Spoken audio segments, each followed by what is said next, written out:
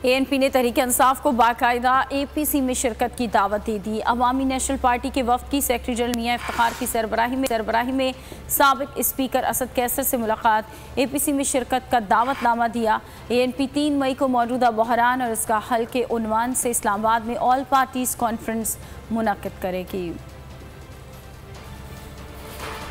हवाए नफ्स की है हुक्मरानी, लुटेरा कर रहा है पासबानी। बोल न्यूज के मार्केटिंग हेड आकाश राम ताहा लापता, तफ्तीशी इदारे जवाब देने से कासिर। अहले खाना परेशान, बेटे की जुदाई में मां गम से निढाल।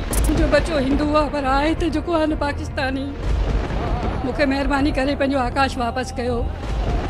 हुकूमत से बेकसूर और मुहिब्बे वतन बेटे की बाजियाबी के लिए फरियाद। आकाश राम के अगवा के खिलाफ अहले खाना की जानिब से सुप्रीम कोर्ट में दरख्वास्त दायर। सुप्रीम कोर्ट के चीफ जस्टिस उमर अता बंदियाल से आकाश राम के अहले खाना की जल्द समाअत की इस्तदा।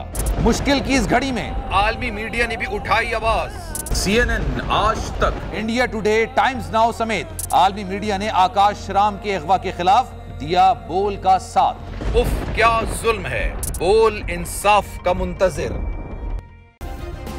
सब्सक्राइब करें और बेल दबाएं ताकि कोई खबर रह न जाए।